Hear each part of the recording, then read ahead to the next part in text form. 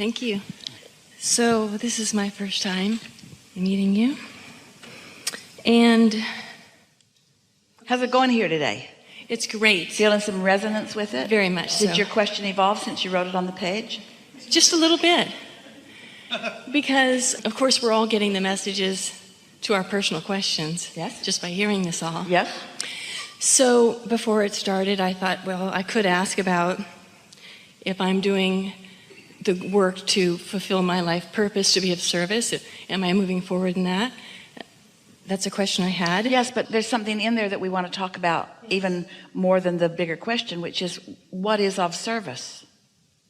Because we have a new definition of it today that we've never had before as a result of what we were talking about here today. You want to know what being of service is?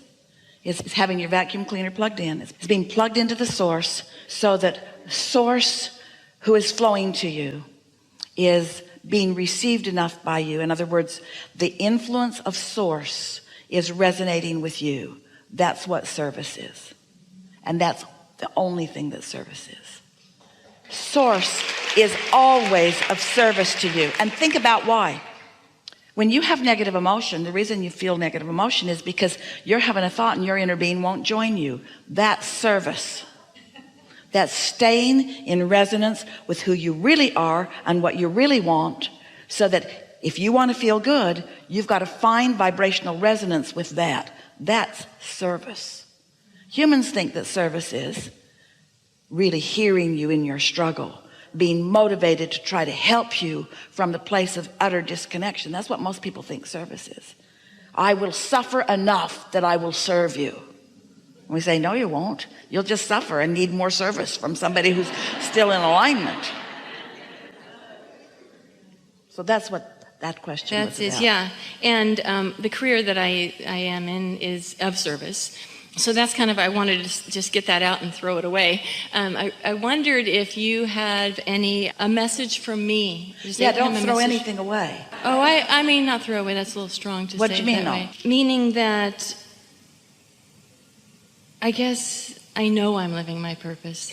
I know that I'm of service. So I don't have to contemplate that anymore. I really do know that. I know that. So now I'm manifesting that. Yeah. Yeah.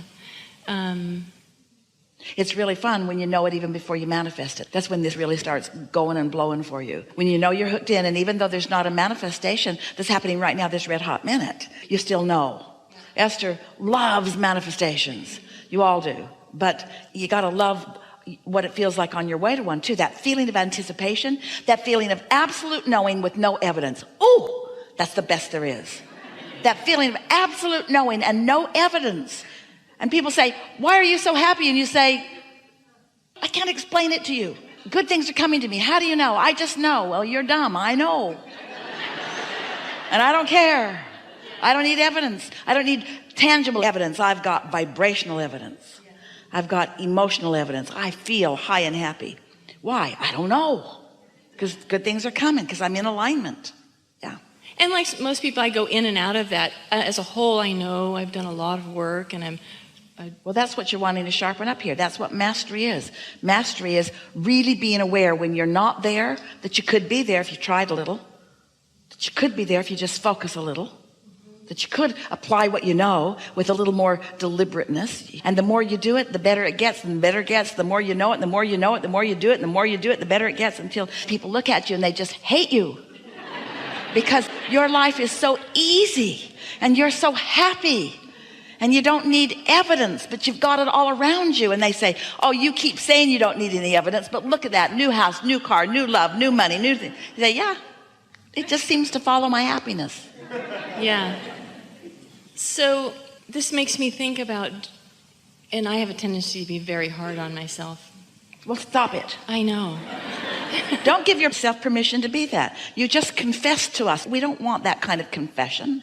That was my precursor to say, meditating as often as I do, is that enough? Doing such and such, is that enough to... Are you happy all the time? No. Then it's not enough. Okay. Next. So if I... So if I sit a little longer, there'll be a day when I'm happy Not all longer, the time. but more consistent, and more consistent understanding what you're doing. Don't sit like our friend was sort of describing, trying to receive a message before you're ready. Sit with the intention of quieting your mind. Sit with the intention of just letting go of thought. Sit with the intention of allowing, in the absence of resistance, your vibration to rise and resonance to happen, and then ideas to begin flowing. Understand what meditation is. Meditation is the way you let your inner being teach you alignment. That's what meditation is. Your inner being is always there, and you're not always there, but when you meditate, you could always be there. So my ultimate question was, is there any message for me personally? Meditate. Meditate. Every day for 15 or 20 minutes. And in that 15 minutes, you don't feel that you've quieted your mind. Don't stay longer, because now you're just having a battle with yourself. Get on with your day and do it again tomorrow. And eventually you will find that quieted place. You'll know it, because you'll feel different. You'll feel detachment. You'll know. You'll just feel well-being. You'll just feel yourself wrapped round with all of this energy. I do somatic meditation, which is really going into the body and sort of breathing and expanding in parts but blanking out. Well, the reason that we encourage the releasing of thought is because your inner being knows exactly where you are in relationship to everything, and will offer the influence to your body. Sometimes people get so involved in meditative processes that their minds are so active they never really accomplish alignment with their inner being. They just accomplish alignment with the book they're reading. We want you to accomplish alignment with your source, who's real time in real now, offering you whatever you're asking for in your vortex, whatever your cells are asking for in your vortex. So I've unconsciously pulled in the life that I have today, which is 56, no children. Unconsciously? Well, because if in the fact that we manifest what we truly want. I have said all my life I've wanted to be a mother, and I've made decisions and taken action that did not manifest that. But you've also said that you want to be of service, and it's like the same thing. It comes from the same place. You see what we're getting at? A desire to be nurturing, to be uplifting, to be of value. And so sometimes you are speaking more literally than you really intend. So why is that? That I do that? For all of the reasons that we've been talking about here today. It starts with not knowing that you are more than you are. Not knowing that there is another part of you that you have a relationship with, and that relationship is what your emotional basis is about. And so a lot of people are there. Most people, in fact, are trying to guide themselves based upon what others think or what others have decided for them. But when you understand that part of you exists, and you understand that you had long-term intentions even before you came into this physical body, and that you've been amending them and adding to them, and that there is something that you really want and that your inner being really knows about, so that your singular quest becomes now, because you've already asked and it's already been given, to get yourself into the receptive mode where you can begin to receive the impulses, then all of these questions become irrelevant. Mm-hmm. Why is it that we are afraid of becoming a very powerful self? I can personally attest to that. I have a fear about being a very powerful woman. Well, we don't believe you. We think that's just things you're making up because you don't think you are. And so you're just explaining why you're not what you really want to be by saying, I guess I don't think I really wanted to be it. There's a part of me that believes I am. Yeah. We want to ask you some questions. Okay. Because to be a really powerful woman, which is a woman who is of service, which means a woman who is under the influence of source, which means a woman who is influencing in connection with source. In order to be that powerful woman, these are the things that you find along the way in that. You feel joy. Do you want joy? Yes. Then you want to be a powerful woman. Do you like clarity? Yes. Then you want to be a powerful woman. Do you like insight into things? Then you want to be a powerful woman. So can you see how that's just stuff you've been making up? Maybe you heard it somewhere, but none of it rings true, does it? I don't know, I followed you. You mean all that you just said? Yes, it rings true. None of that not being a powerful woman because I don't want to be. No, it's almost like bird. I just get distracted from my mission, my this other voice and all the physical actions and things I've done to produce who I am today. Here's the thing that we want you to hear. You heard a whole lot here today, and we acknowledge that you heard it. So that all of these things that you are saying are irrelevant given what you now know. But you're still saying them because you've got the habit of saying them. You've decided that that's who you are, but that's not who your inner being knows that you are. And right now, that's not who you know that you are. So our encouragement is to no longer practice that old defeating, powerless conversation. Think how powerless the words are that I'm afraid of my own power. Have you ever heard any more powerless words than I'm afraid to be powerful? It is completely illogical. And you want to know why you do it?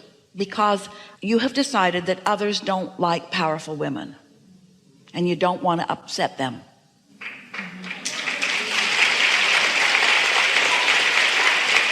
And that's because you and almost everybody else, you're catering to what they think instead of to what you think. You're not keenly aware of your guidance system, and so you're not listening for your guidance system, and that's why you call it unconscious. You see. Yeah.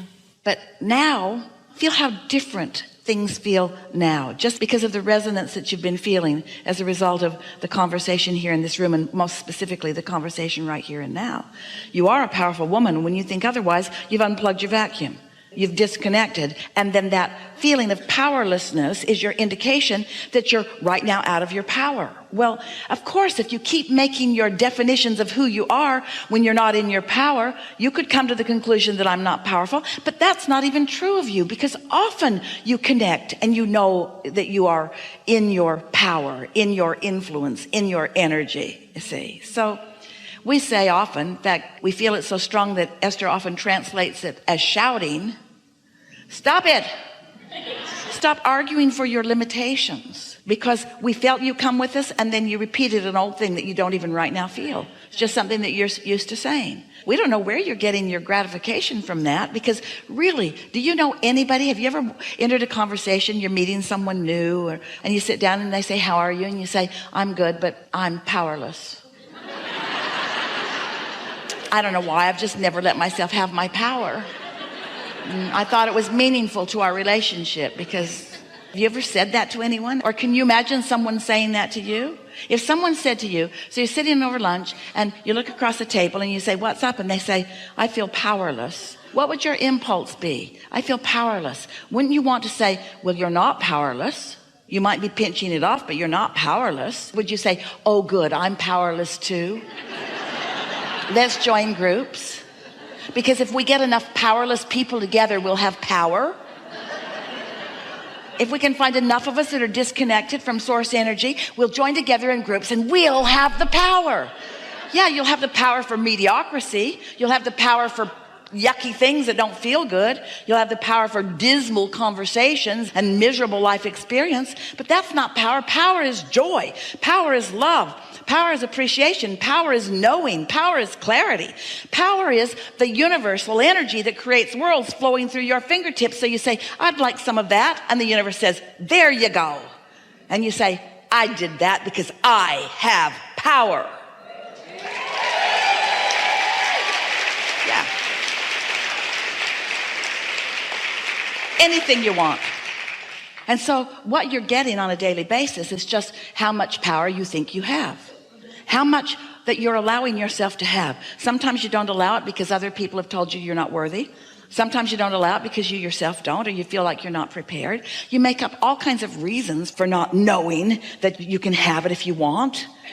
But if you could just catch the spirit of being ready to be ready to be ready, and that it will just continue to unfold in pleasing ways for you, and that no one is keeping score except you, and your scorekeeping is not good for you.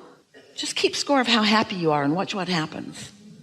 I was way happier today than I was yesterday. Ooh, I had so many happy moments today. Start keeping track of things that really feel happy, the moments of true happiness.